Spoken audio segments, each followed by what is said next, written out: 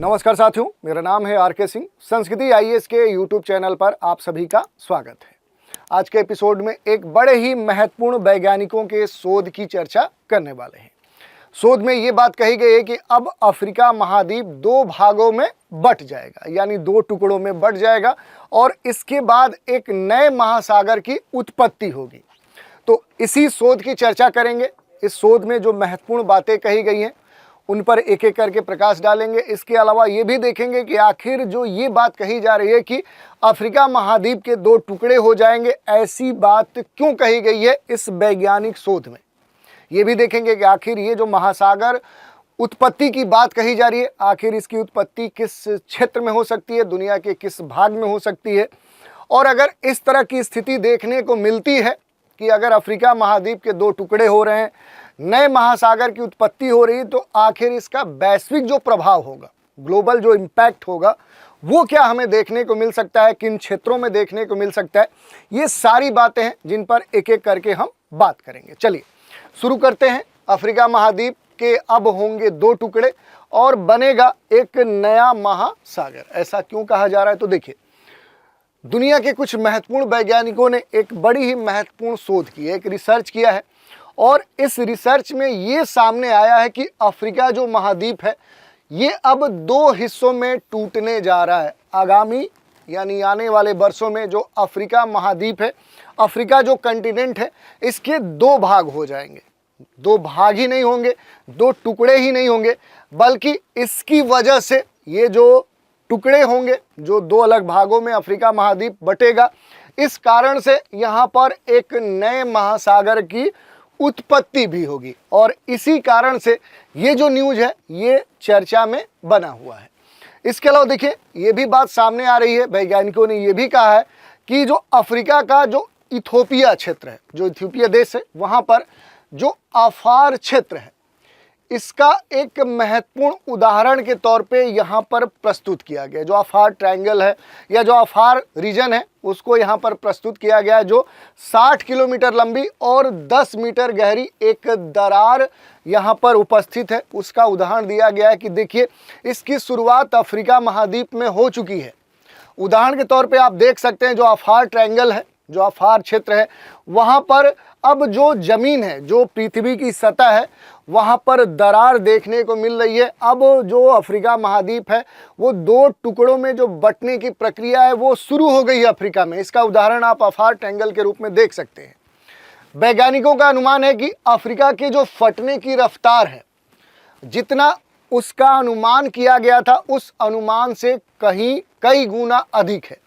और इसी कारण से ये जो शोध है ये महत्वपूर्ण हो जा रहा है कि अब कहा जा रहा है कि जल्द ही ये प्रक्रिया कंप्लीट होगी और इस कारण से जो अफ्रीका महाद्वीप है ये दो भागों में बंट जाएगा और यहाँ पर एक महत्वपूर्ण महासागर की उत्पत्ति हो सकती है।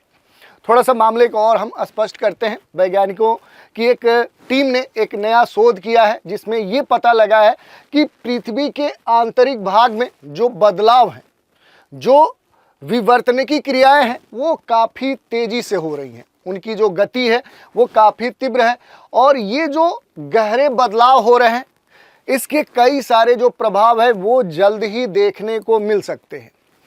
अफ्रीका में एक बड़ी दरार जो है, जो क्रैक्स है, वो तेज़ी से उसका फैलाव हो रहा है, उसका विस्तार हो रहा है। और इसी संदर्भ में ये कहा गया कि जो विवर्तनिकी बल है उसका जो प्रभाव है वो काफ़ी तीव्र है, उस बल का जो मान है वो काफ़ी अधिक है और इसी कारण से जो ज़मीन है, पृथ्वी की जो सतह है, उसको अब ये एक नया आकार दे सकता है। और इसकी जो प्रक्रिया है पृथ्वी की सतह को एक नए आकार देने की, ये प्रक्रिया शुरू भी हो चुकी है और इसी कारण से अब यहाँ पर महासागर का जो निर्माण है वो भी देखने को मिल सकता है। तो ये बात कही गई है। यही नहीं, जो वैज्ञानिकों की टीम है, उनका ये कहना है कि अफ्रीका के जो फटने हैं, जो फटने की क्रिया है, इससे दुनिया में एक नए महासागर की उत्पत्ति देखने को मिल सकती है। जो साइंटिस्ट हैं उनका ये भी मानना है कि जब अफ्रीका महाद्वीप पूरी तरह से दो भागों में टूट जाएगा, जब अफ्रीका महाद्वीप जो कंटिनेंट है ये दो भागों में सेपरेट हो जाएगा, तो नए महासागर का निर्माण यहाँ पर देखने को मिलेगा। जिससे हमारी जो पृथ्वी का जो पूरा नक्शा है, जो मैप है, वो पूरी तरह से परिवर्तित हो जाएगा, वो बदल जाएगा। यही नहीं, अफ्रीका महाद्वीप का जो मोजाम्बिक देश है, तो ये कहा जा रहा है कि मोजाम्बिक से लेकर जो यहाँ पर रेड सी है, जो लाल सागर है, यहाँ तक फैला जो विशाल एक नेटवर्क है, ये पूर्वी अफ्रीका दरार जो प्रणाली है, जो रिफ्ट वैली है, वो पृथ्वी पर एक नए बदलाव को यहाँ पर जन्म दे सकती है। उस बदलाव को यहाँ पर देखा जा सकता है, ये बात यहाँ पर कही गई है। इसके अलावा देखिए, थोड़ा सा हम बात करेंगे कि अफ्रीका महाद्वीप कैसे टूटेगा, इसके टूटने की प्रक्रिया कैसे होगी। तो जो रिसर्च वैज्ञानिकों ने किया है, उसमें ये बात खुलकर सामने आई है कि ये जो प्रक्रिया कही जा रही थी कि यहाँ पर जो महाद्वीप है, या कहें पृथ्वी के दो भागों में जो टूटने की बात कही जा रही है, इस प्रक्रिया का अनुमान था कि ये करोड़ों वर्ष में पूरा होगा। लेकिन हाल के जो आंकड़े आ रहे हैं, वो कुछ अन्य बातें ही दर्शा रहे हैं, जिसमें ये बात सामने खुलकर आई है कि अब ये जो प्रक्रिया है, ये 10 लाख वर्ष या इससे काफ़ी कम समय में हो सकती है। तो जल्द ही अफ्रीका के दो टुकड़े होने की संभावना इस शोध के आधार पर जताई जा रही है। और अफ्रीका महाद्वीप के नीचे अगर हम देखें तो जो अफ्रीकन और जो सोमालियन प्लेट हैं, इन दोनों प्लेटों में देखें तो 0.8 सेंटीमीटर प्रति वर्ष की दर से ये एक दूसरे से क्या हो रही हैं, दूर जा रही हैं। ये दोनों प्लेटें एक दूसरे से दूर जा रही हैं। इन प्लेटों के बीच में अपसरण की क्रिया यहाँ पर देखने को मिल रही है। डाइवर्जेंट जो प्रोसेस होती है, जिसमें एक जो प्लेट होती है वो दूसरे प्लेट से क्या हो रही है, दूर जा रही है। अपसरण की क्रिया यहाँ पर देखने को मिल रही है।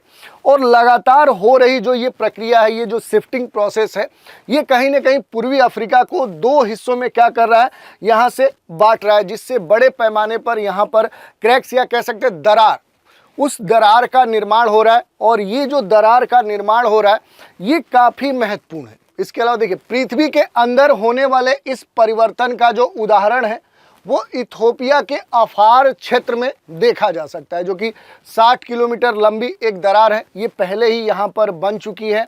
इसकी गहराई भी ठीक ठाक है, 10 मीटर से अधिक है। और ये जो दरार है, ये आगे पूरे अफ्रीका महाद्वीप को कहीं न कहीं एक तरह से देखें तो दो टुकड़ों में अलग करके सेपरेट कर देगी। और इसके बाद ही यहाँ पर देखें तो एक नए महासागर का निर्माण होगा। तो इस तरह की ये पूरी जो प्रक्रिया है, ये जो शोध है, वो यहाँ पर दर्शाया गया है। ये भी कहा जा रहा है कि यहाँ पर जो दरार है, जो पूर्वी अफ्रीका का यहाँ पर दरार का निर्माण हो रहा है, जो ये कहा जा रहा है कि इसका उदाहरण देखा जा सकता है जो अफार ट्रायंगल है, अफार जो क्षेत्र है, जहाँ पर एक चौड़ी और गहरी दरार पहले से ही बनना प्रारंभ हो चुकी है। लेकिन अब ये कहा जा रहा है कि ये जो दरार है, ये पूर्वी जो अफ्रीका का क्षेत्र है, ये जो ईस्टर्न अफ्रीकन जो रीजन है, यहाँ के जो कुछ हिस्से हैं, उन हिस्सों को महाद्वीप के बाकी हिस्से से, ये वाला जो हिस्सा है उससे ये वाला जो हिस्सा है, उसे ये दरार क्या करेगी, अलग कर देगी। ये बात कही जा रही है। इसमें ये भी बात महत्वपूर्ण है, ये भी कहा जा रहा है कि आने वाले समय में जो भूकंप है, जो ज्वालामुखी जो प्रक्रिया है, ऐसी जो कह सकते हैं जो विवर्तनिकी गतिविधियां हैं, ये कहीं ना कहीं इस समय सीमा को और भी कम कर सकती हैं। जैसा कहा जा रहा है कि 10 लाख वर्षों में ये प्रक्रिया हो पाएगी। हो सकता है कि जो भूकंप है, ज्वालामुखी है, या इस तरह की जो विवर्तनिकी प्रक्रियाएं हैं, इन प्रक्रियाओं के कारण ये जो समय है ये और कम हो जाए, यानी कि जल्द ही जो अफ्रीका महाद्वीप है ये दो भागों में बंट जाए। यहाँ पर एक नए महासागर की उत्पत्ति भी देखने को मिल सकती है। तो ये कुछ बातें यहाँ पर कही गई हैं।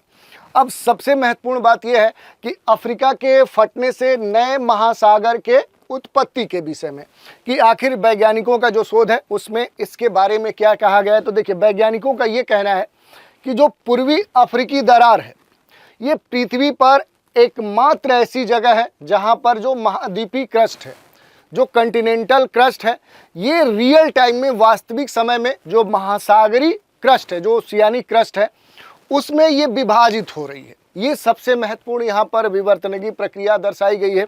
और ये जो प्रक्रिया है, ये वैज्ञानिकों को एक नए महासागर बेसिन के जन्म होने के, उसके उत्पन्न होने की बात को प्रबलता से यहाँ पर दर्शा रही है। और इसी कारण से ये कहा जा रहा है कि वर्ष 2005 में जो इथोपिया है, यहाँ पर आप देखिए ये जो इथोपिया है, इस इथोपिया की चर्चा कही जा रही है और कही जा रहा है कि यहाँ पर जो भूवैज्ञानिक घटना है उसका अनुभव किया गया था और यहाँ पर 1-2 हफ्तों में ही लगभग 420 जो भूकंप के झटके हैं या जो भूकंप के मामले हैं वो देखने को मिले थे, जिसकी वजह से यहाँ पर एक विशाल जो दरार है वो उत्पन्न हो गया था।